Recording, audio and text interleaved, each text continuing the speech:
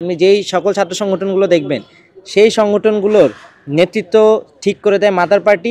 July August ছাত্র জনতার অভ্যুত্থানের মাধ্যমে বাংলাদেশে একটি নতুন রাজনৈতিক বন্দোবস্তের প্রয়োজনীয়তা আমরা দেখতে পাচ্ছি এবং আমরা বলেছিও ৩ তারিখে যে ফ্যাসিবাদী ব্যবস্থার বিলোপ এবং নতুন রাজনৈতিক বন্দোবস্ত আমরা তৈরি করব।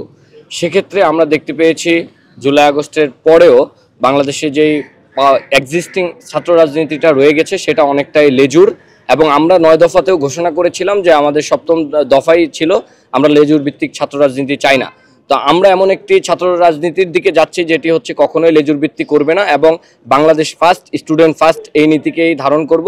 স্টুডেন্ট সেন্ট্রিক এবং মধ্যপন্থার সাংস্কৃতিক ধারার আমরা হচ্ছে এই রাজনীতিটা কন্টিনিউ করব এবং আমাদের প্রথম কাজই হবে শিক্ষার্থীদের বিভিন্ন দাবি দাওয়া বিভিন্ন বিষয়ে পাশে থাকা এবং বাংলাদেশকে প্রায়োরিটি দিয়ে একটি যোগ্য নেতৃত্ব তৈরি করার মতো ছাত্র রাজনীতি আমরা করব।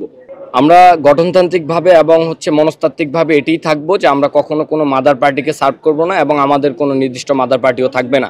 53 বছরের মধ্যে বাংলাদেশে একটি ছাত্র সংগঠন, একটি স্বতন্ত্র ছাত্র সংগঠন যেটা শুধুমাত্র ছাত্রকেন্দ্রিক এবং প্রথমত ছাত্রকেন্দ্রিকভাবে এবং দ্বিতীয়ত সমাজ এবং রাষ্ট্র নিয়ে কাজ করবে এমন ছাত্র সংগঠন আমরা গঠন করতে ব্যর্থ হয়েছি। আপনি যেই সকল ছাত্র সংগঠনগুলো দেখবেন সেই সংগঠনগুলোর নেতৃত্ব ঠিক করে দেয় মাদার পার্টি।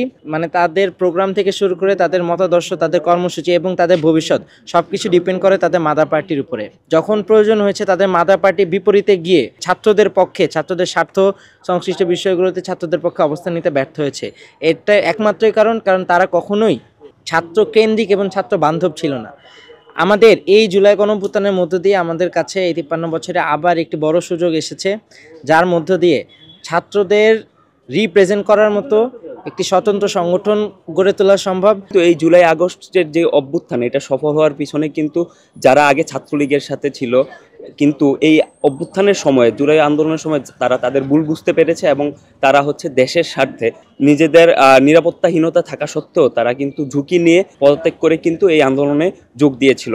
তাদের যেই বিগত দিনের যে পাপ আছে সেটা আমি মনে করি মোচন হয়ে গেছে এই জুলাই অভ্যুত্থানে অংশগ্রহণের মাধ্যমে।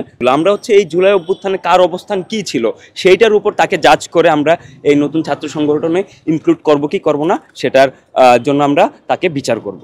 অনেক জায়গায় দেখবেন যে অনেকে হচ্ছে আন্দোলনে আসছে, আন্দোলন সংগ্রামে যারা সামনে ছিল কিন্তু হচ্ছে ওইভাবে মিডিয়া ফোকাস হয়নি। কিন্তু আগে ছাত্রলীগ বলেন বা অন্য দলের সাথে তাদের সম্পর্ক ছিল, কিন্তু তারা জুলাই অভ্যুত্থানে কোনো ছাত্রদের উপর হামলা বা ছাত্রদের আন্দোলনের এগেইনস্টে যারা ছিল না, যারা পরবর্তীতে আমাদের সাথে বিভিন্ন ত্রাণ বন্যার সময় যে ত্রাণ কার্যক্রম বলেন বা অন্যান্য অ্যাক্টিভিটিসে যারা এসেছে তাদের নিয়ে অনেকের মতানৈক্য আছে। তো আমরা এই জিনিসগুলো হচ্ছে আমরা বিচার করে দেখব যে আসলে সে আন্দোলনের পক্ষে ছিল কি ছিল না। যারা পদত্যাগ করেনি, ফ্যাসিবাদী হাসিনা সরকারকে যারা সমর্থন করে গিয়েছিল, তাদের সন্ত্রাসী কর্মকাণ্ডের জন্য তাদেরকে বিচারের আওতায় আনার জন্য আমরা সবসময় দাবি রাখি।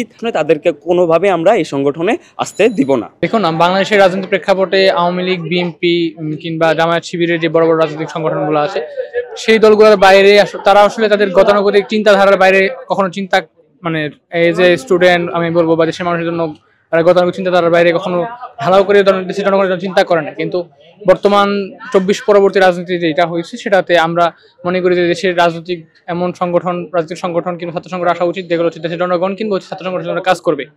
আমরা বিগত বছর দেখি নাই, সেই জন্য আমি মনে করি বাংলাদেশের নতুন রাজনৈতিক দল আসা উচিত, ছাত্র সংগঠন আসা উচিত।